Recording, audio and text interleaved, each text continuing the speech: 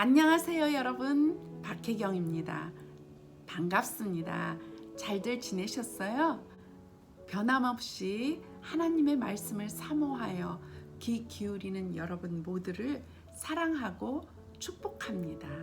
나누어지는 말씀 시간 내내 성령님 함께 하셔서 은혜의 시간, 은혜의 말씀 나눌 수 있기를 간절히 소망합니다. 지난 시간 우리는 누가복음 1장 25절에서 38절 말씀을 통해 예수님의 탄생 경위에 대해서 알게 되었습니다. 예수님은 성령의 능하신 큰 일로 말미암아 탄생하셨으며 그 배경은 마리아의 무조건적인 바보 순종으로 가능했다는 사실도 알게 되었습니다. 마리아의 이 무조건적인 바보 순종은 그녀의 깊은 영성으로 말미암았고, 그 깊은 영성은 하나님의 말씀을 늘 묵상해 왔으며 꾸준한 기도의 생활이었다는 사실도 깨닫게 되었습니다. 그렇지 않고서는 가브리엘 천사의 돌발 등장이나 하나님의 대언한 말씀을 어찌 대면하며 받아들일 수 있었겠습니까? 천사 가브리엘이 전해준 예언의 말씀은 지극히 높으신 이의 아들과 다윗의 왕이와 그의 나라와 통치에 대한 이야기였는데, 만약 예언의 말씀을 알지 못했다면 그 말씀이 무엇을 의미하는지 이해할 수 없었을 것이고, 그리고 또 받아들일 수도 없었을 것이라고 생각되어집니다. 오늘 묵상한 말씀은 그 이후에 일어난 일들에 대한 기록으로 본문 말씀은 누가복음 1장 39절에서 45절 말씀이며, 그 제목은 복된 만남입니다. 누가복음 1장 39절에서 45절 말씀 제가 봉독하겠습니다. 이때 마리아가 일어나 빨리 산골로 가서 유대 한 동네에 이르러 사가랴의 집에 들어가 엘리사벳에게 문안하니, 엘리사벳이 마리아가 문안함을 들으매 아이가 복중에서 뛰노는지라. 엘리사벳이 성령의 충만함을 받아 큰 소리로 불러 이르되, 여자 중에 내가 복이 있으며 내 태중에 아이도 복이 있도다. 내 주의 어머니가 내게 나아오니 이 어찌된 일인가. 보라, 내 문안하는 소리가 내 귀에 들릴 때에 아기가 내 복중에서 기쁨으로 뛰놀았도다. 주께서 하신 말씀이 반드시 이루어지리라고 믿은 그 여자에게 복이 있도다. 아멘. 이곳 샌프란시스코에 있는 동안 저는 둘째 소리가 다니고 있는 샌프란 한인 연합 장로 교회에 함께 출석하며 예배하고 있습니다. 몇 주 다니면서 지켜보니 몇 명 안 되는 아기 키우는 엄마들은 주중에 자주 만난다는 것을 알게 되었습니다. 서로 만나 아기를 키우기 위한 정보는 물론이고, 머나먼 타국에서 아기 키우는 힘든 삶의 공감대를 서로 나누고 위로도 받고 새 힘도 얻을 수 있기 때문이라 생각합니다. 주 안에서의 만남들이라는 사실을 잊지 않고 서로 복된 만남들로 이어질 수 있기를 간절히 축복합니다. 사람들은 같은 처지, 같은 입장, 같은 마음을 가진 사람들끼리 만나는 것을 원하는 것 같습니다. 지난 시간에 천사 가브리엘이 대언한 말씀 앞에 오직 자신의 삶을 하나님의 말씀 앞에 레디비 내려놓겠습니다 하고 고백한 마리아는 천사 가브리엘이 떠난 뒤에 순식간에 이루어진 이 일에 대한 현실적인 자신의 상황을 둘러보게 되었습니다.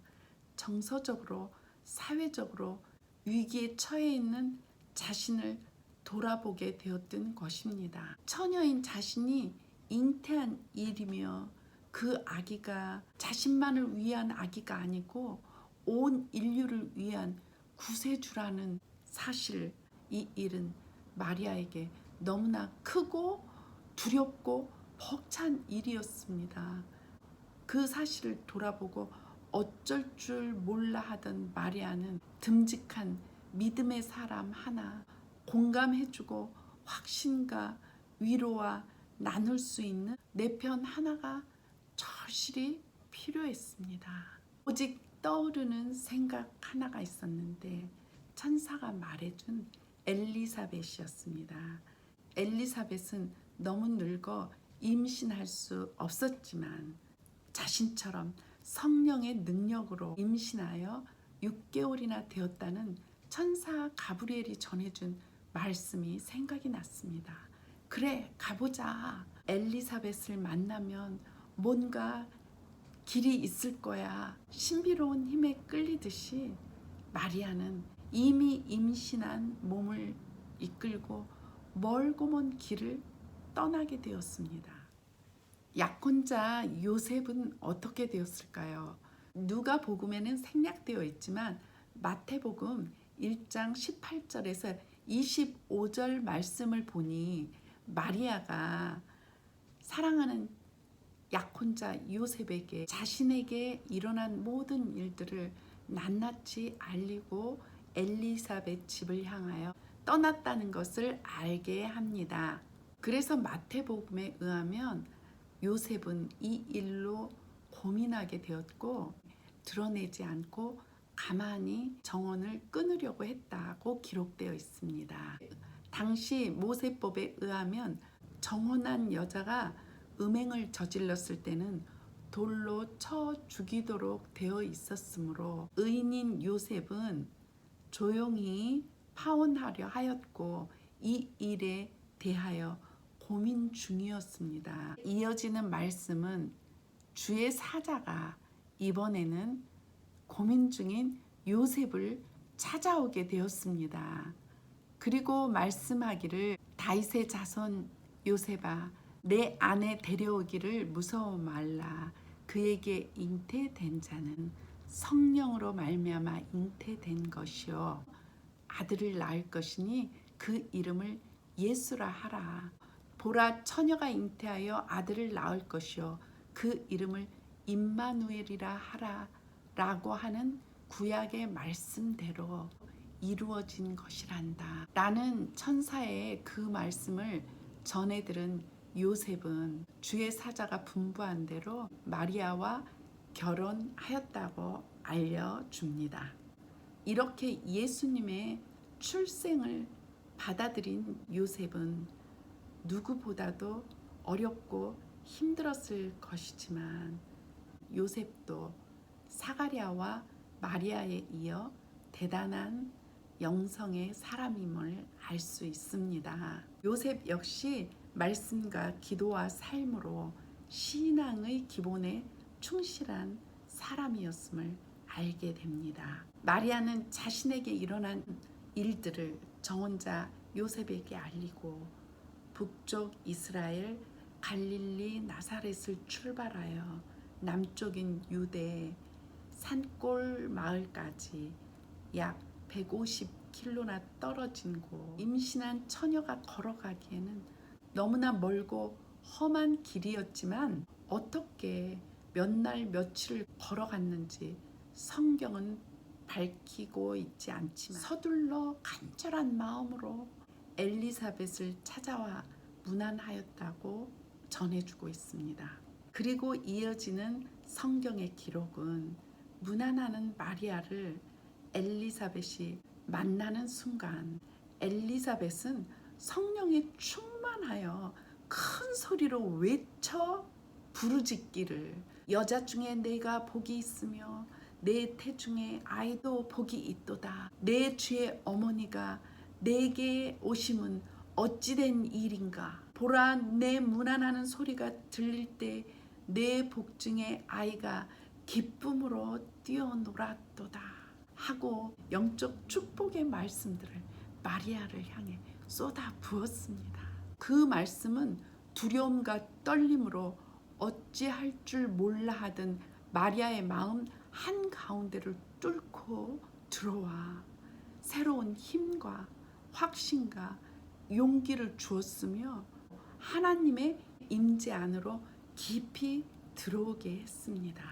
이 깊은 영적인 교제로 두려움이 사라지고 기쁨이 터져 하나님께 회복된 소망으로 찬양하며 화답하게 되었습니다. 오늘 말씀을 통해 저는 우리들의 신앙생활에서 우리의 만남은 엘리사벳과 마리아의 만남처럼 복된 만남이 되어야 되며 믿음의 사람, 기도의 사람, 그리고 성령의 사람과 함께 교제하는 삶은 참 중요하며 필수적입니다. 성령의 사람, 기도의 사람과의 만남은 힘들고 지친 우리들의 삶과 심령을 회복시켜 주며 더 단단한 믿음으로 이끌어 줍니다. 엘리사벳과 마리아의 이 만남은 믿음의 시너지 효과를 증가시켜서 온 인류의 구원의 역사를 이루게 되지 않았습니까? 우리의 삶 속에서 엘리사벳과 마리아의 복된 만남들을 통해 하나님의 놀라우신 역사를 이루어져 가기를 간절히 축복합니다. 감사합니다. See you next time.